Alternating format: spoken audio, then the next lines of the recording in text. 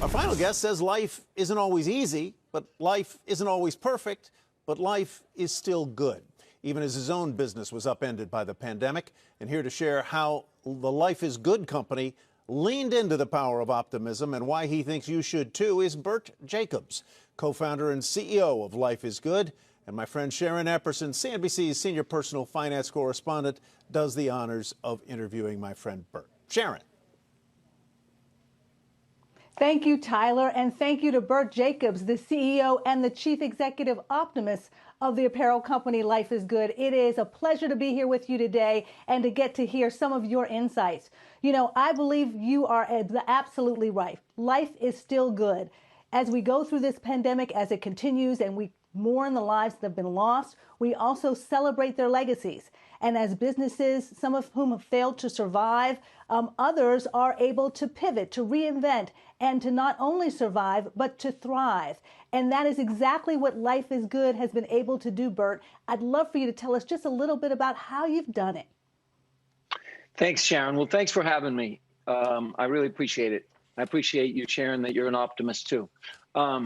So really, you know, we learned very early on with Life is Good that surprisingly, you know, we were kind of stumbling along, making T-shirts, selling them in the street. And when we started selling Life is Good, we developed a small community of people. And as they wrote us and emailed us, we learned that a lot of our best customers weren't people on Easy Street. They were actually people facing adversity. And that actually surprised us. It caught us off guard a little bit. And what we learned is that if somebody's never been challenged, everything's relative. That's not an incredible day if they just go out to lunch and have a sandwich. But if somebody's been in a hospital for 2 years eating through a tube and they go out and have a sandwich, that's like the World Series. That's an absolute home run, right? And so it actually became individuals who faced very difficult things, people who went through chemotherapy, people who lost a young child, people who were facing illnesses, et cetera, et cetera. So that's the kind of micro.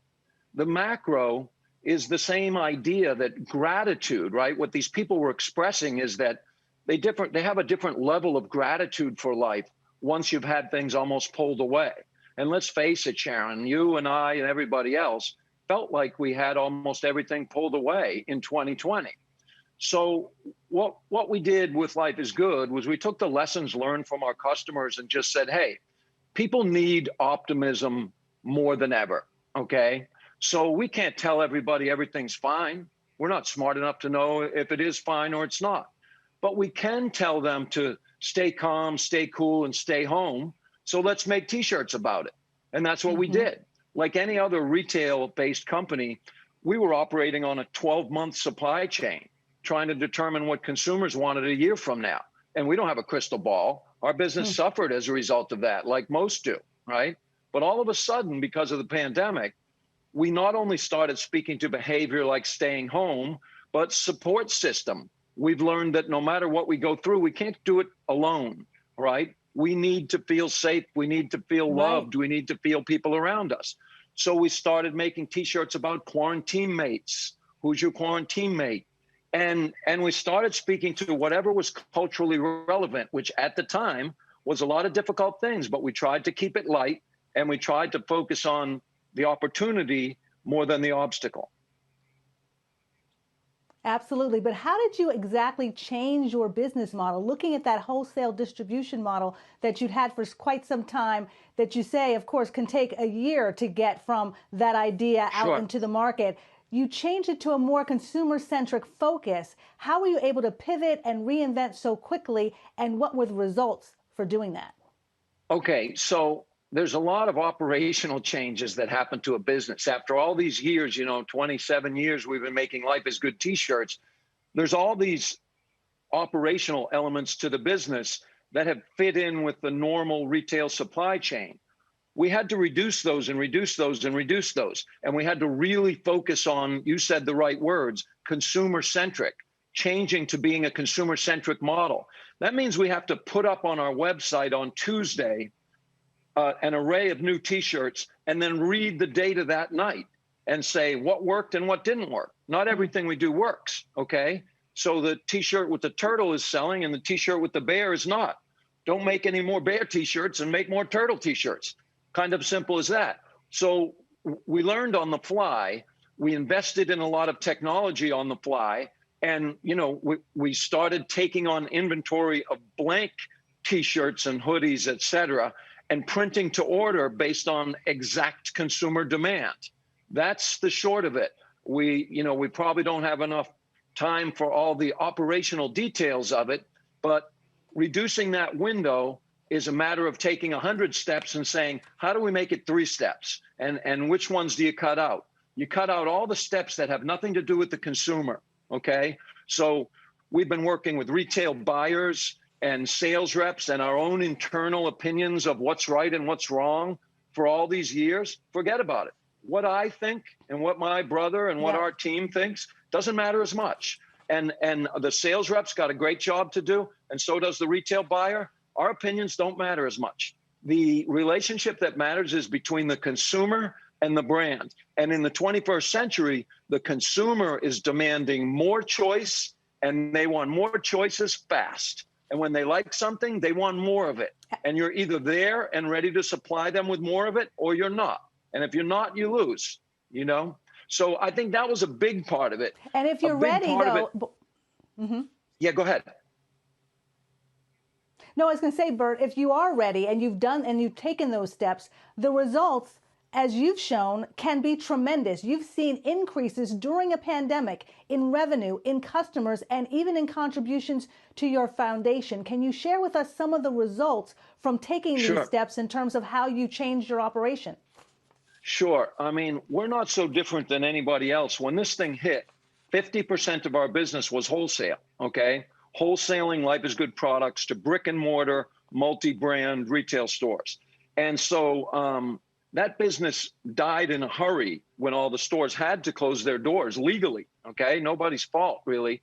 And so we were in a situation where we were facing bankruptcy and we were facing having to cut at least half of our staff, okay? That's when we said, hey, in sports, the best defense is offense. So let's try this. Let's play offense really hard.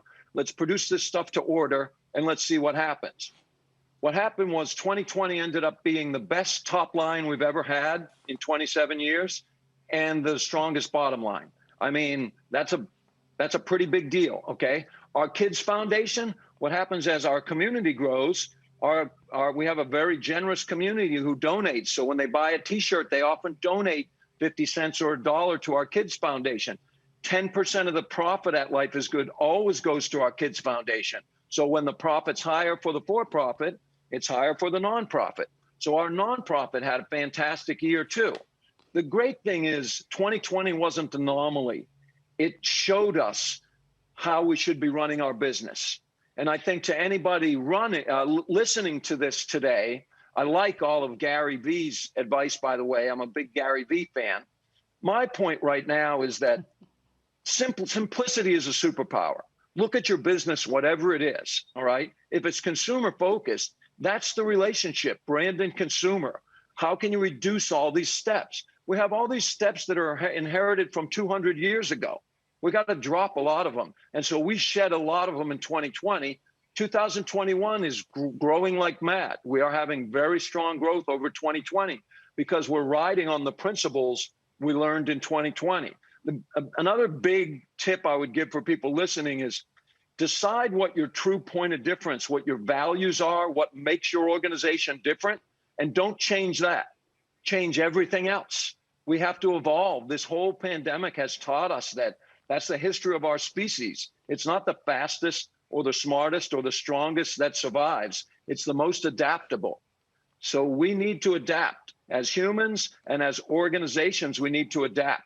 So our adaptation as a business in 2020 had nothing to do with what we stand for. Our mission is spreading the power of optimism. That didn't change. Our values are gratitude and simplicity and love, et cetera. Okay, they're timeless values. Those didn't change at all. Our operation changed. The way we're serving our customer. We are working for the consumer, and everybody's got to do that. And the ones that survive are going to be the ones that listen closely and capture that data, listening closely to what they tell us every day. They give us the answers. Every time the consumer gives you the answers. We love this. We don't love this. Make more of this. Yep. Don't make more of that. How important was social media to you tracking that from your consumer? I mean, I was looking at a video, I hope everyone watches it, on your LinkedIn page, on the Life is Good LinkedIn page, and it really helped you connect with people, seeing the brighter side of people who are going through some very challenging times, all, of course, while wearing Life is Good t-shirts or other paraphernalia. But it was, it really hit home to me about there is a bright light in all of this darkness, and you're trying to show that to consumers. What did they show you in return that helped you drive where you were taking the company? Thank you, Sharon. You have a beautiful smile, and I don't know what CNBC is paying you, but we'd like to offer you double that to come to Life is Good and just smile at the world. Let's talk about that off air, okay? Thank you, Bert. Yeah, trying to shine a light on our customers. When our customers share authentically who they are, where they are, in the middle of this battle we're in, it's 20 times more powerful than anything we could do as Life is Good, okay? It really like creates a testimonial that's a 10x on anything we can do. So our customers love it. They love showing pictures of their children. They love showing their own resilience. It's really a community of rational optimists. And I say rational optimists because we recognize that there are challenges in the world, that it's difficult. We're not living, you know, a pie in the sky life where everything's perfect at all, right? But we decide when we wake up in the morning to focus on what's right with our lives, what's right with the world, more than what's wrong with the world, because whatever we focus on grows. So it's just a smart strategy. And the images, you know, are worth more than words every time. So please, to our customers, keep the images coming. It's a mutual benefit. We have so much fun with it. And it grows. We're a one business who's a for-profit business, Life is Good, and Life is Good, the 501c3. And when our customers help us, we're doing some great things together in the world. We're helping children for whom life is not so good every day, children facing poverty, violence, and illness. And the more our business takes off, this is the idea of being a conscious capitalist, right? That it's not a zero-sum game. That if we as business owners realize we're leaders in our communities that can make a difference, our customers will help us. Our customers realize us. And I believe anybody can go out and make a t-shirt. There's a reason people buy from us. They might like the color, they might like the message, but they also know we're doing good things in the world. And selfishly, capitalistically, businesses should look at that. It helps you sleep like a baby. There's nothing wrong with that. There's nothing wrong with building a business that's doing good things and allowing people to help. Yeah, but Bert, you know, a lot of business owners are taught or learn or think that, you know, attitude and gratitude, they're soft things, they're that emotional intelligence thing, that's not really going to help the bottom line and drive my business. Why do you say to small business owners that this is key to the success of your business? Yeah, because once again, for the first time in the history of the world, consumers have taken control over businesses. I mean, first of all, if anybody thinks that we're going to solve the world's problems, social problems, environmental problems without businesses, you're out to lunch. Forget about it. Businesses control more touch points and more dollars than any entity in the world, more than religions, more than governments, more than any other group in the world. So we will not solve this problem without businesses, right? Now, why is it a good strategy? Because the days are over where you can hide as a business. Consumers are either tearing down businesses because they don't believe in what they stand for, or they're building businesses because they're aligned with the value of those businesses. So historically, it was all about price and quality. It's not now. Consumers really do care, and they're voting with their dollars. That's powerful. That's great for businesses when you're doing good things, and it's terrible for businesses when you're doing bad things, okay? If you're just polluting the river, everybody's going to find out about it these days, and they're going to tear your business down. Okay, I'm sorry, but that's good for humanity.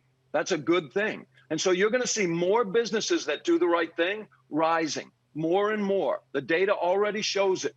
Businesses that are actually focused on more than just profit and the bottom line are thriving in the market more and more. This is a good thing, a really good thing. And it's a good thing as consumers to realize Absolutely. that your vote matters. Don't just go out and buy toothpaste. Find out who makes that toothpaste and what they stand for. This is important. This is we talk about having the vote in America, everybody being able to vote. You vote with your wallet every day.